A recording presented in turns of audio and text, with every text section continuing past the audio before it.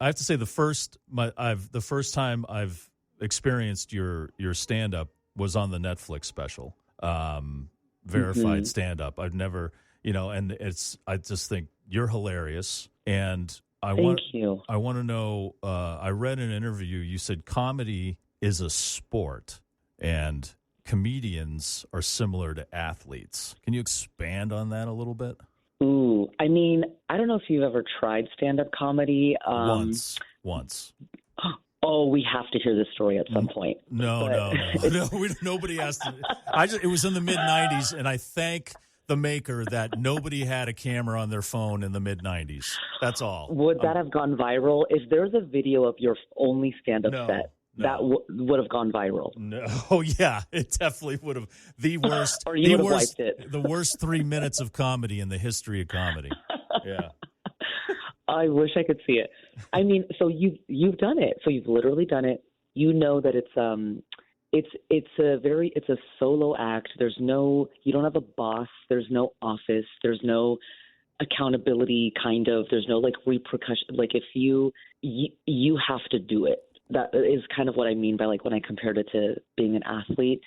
So I was like, if I need to give myself some type of guidelines of how to be good at this. So I weirdly have an athlete mentality with none of the physical skill. I just like to think like one. So I figured like everything I did, I would always be like, what would LeBron do? Like, would he bail on the open mic tonight, or would he commit and show up and try? Like, what is LeBron? Would he, be jealous of his peers, or would he try to be as good as them or be inspired by them? Like also stand-up is also, it's kind of physical. Like I'm up there. I want to feel like I have stamina, like I can dunk or something. Like I just want to feel like alert and sharp. I'm like, okay, what would LeBron eat to feel awake and alert and sharp? So I started having like, spinach smoothie. Like I went all like, oh wow, like just pretended, because it made me feel more awake, so I could be physical with it. But it weirdly worked. I mean, I have so many like sport analogies with it, but like it's a weird thing to do, stand up. I mean, I love it, but it's like you have to create some type of like rhythm to it.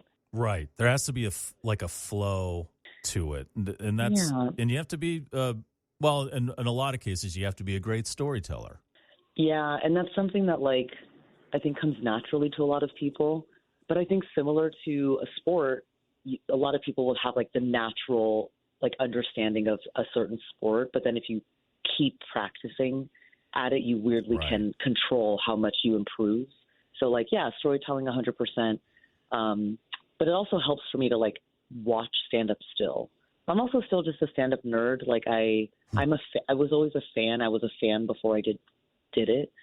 So every show I do, I think a lot of cool comics will leave after their set because, they have somewhere else to be and they don't want to be there all night. I'm like the nerd that will just sit in the audience and watch the rest of the show. Right. So like, I get to watch a free show. Like, yeah. Well, in sports, that's scouting, right? You're scouting. Yeah. Yeah. I kind of just scout. I'm like, as a fan, I'm like, where's my next favorite comic? Like, I'm scouting for who I love. Right.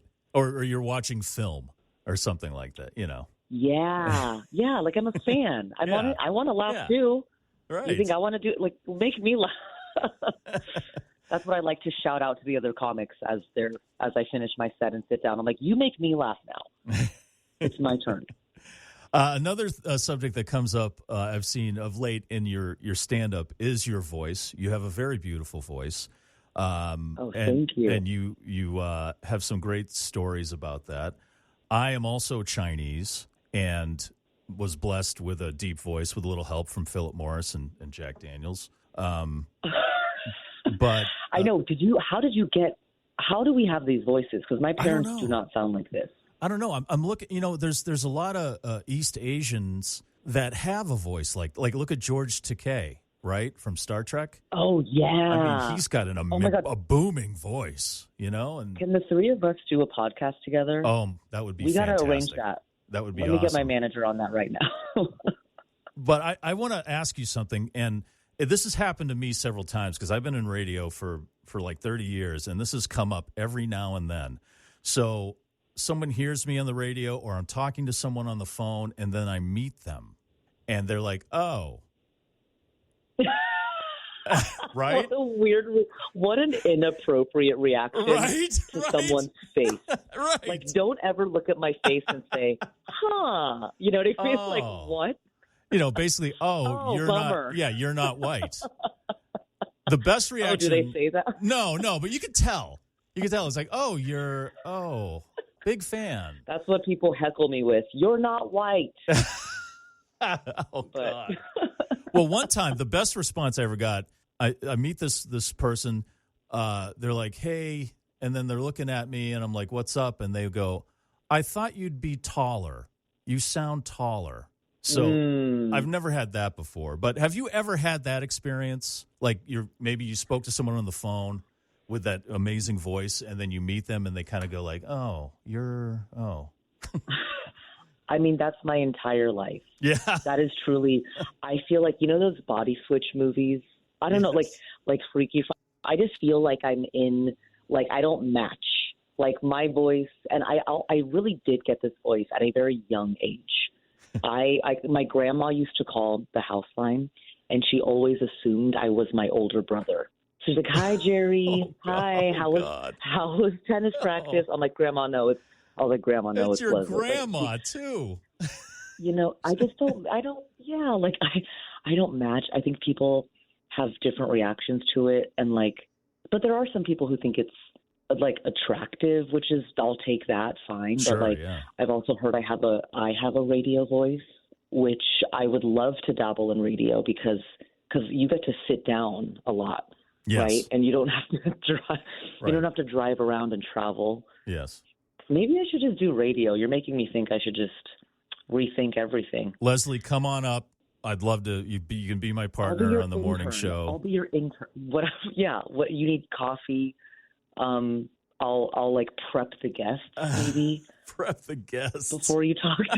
First, I want to tell you, Mike is Chinese. I know you've been listening to him.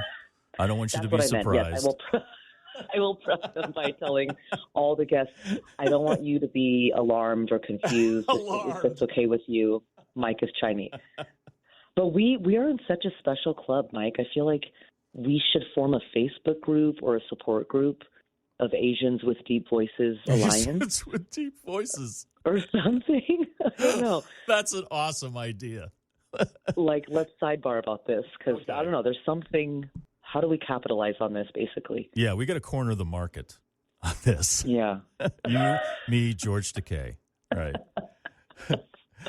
Another thing that comes up is you say in your stand-up is I'm a single heterosexual woman. You say it with kind of pride, and you say it as if like you're kind of like an endangered species or someone who's constantly attacked. And is that like a reaction? And you explain why you feel that way, and you go on. But is that like a reaction to saying it's like maybe uncool to be a heterosexual being at this point in time? It's uncool. It's just I think I talk about being a straight single woman because it's like the only thing I'm an expert on. Like, okay. I think there's.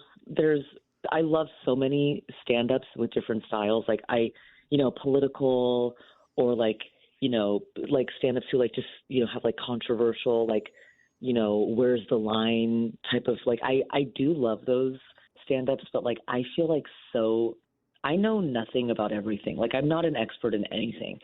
All I know is what it's like to be, Chinese straight woman living in LA. I can say I know that my own experience better than anyone else. So it's just such a reality that being a straight single woman in LA, and a lot of women come up to me after a show and be like, oh my God, I can't believe you understand my life.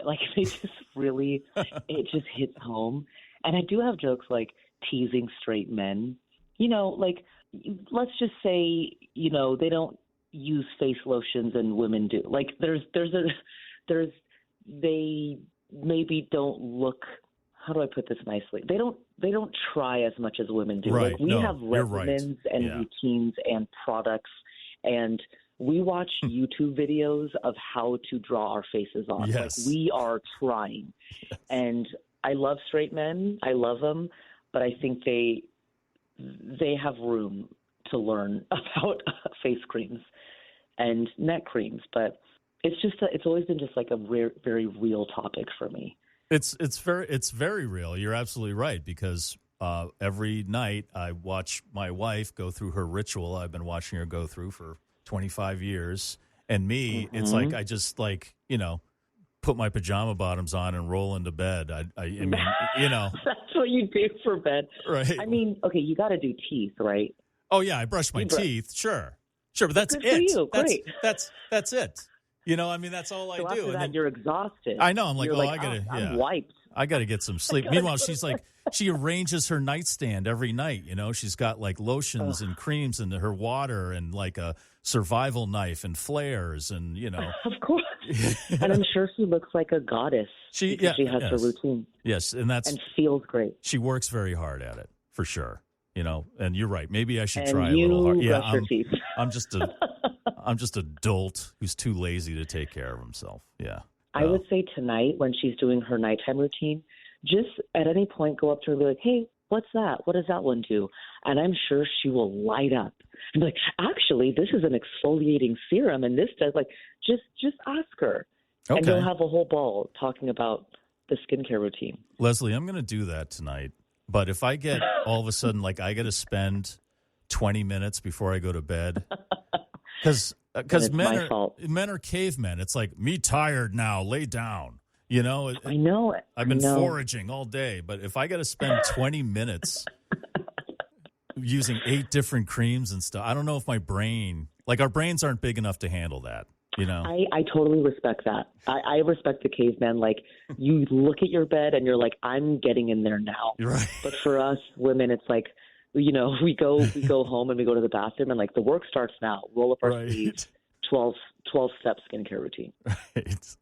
Well, Leslie Liao, thank you so much for taking the time to check in. I encourage everyone to check out the Netflix special, Verified Stand-Up. There's 2 episodes. It's an amazing collection of comics. It's a great lineup, both of them. Please try to come to anywhere near Worcester, Massachusetts, and then you can come up and I have to and come up and join me on the show, and then we can try you out, and then you can take my job. I will gladly come take your job. You can maybe work for me. Yeah, maybe you can slowly retire, and I'll just take your place. But I have to come near you guys. Yes, please. And do some shows. Please, come on up. We'd love to have you visit the studio, too. So good luck on the tour, and good luck with the special, and thank you so much for calling today. I appreciate your time. Thank you. Sheshe.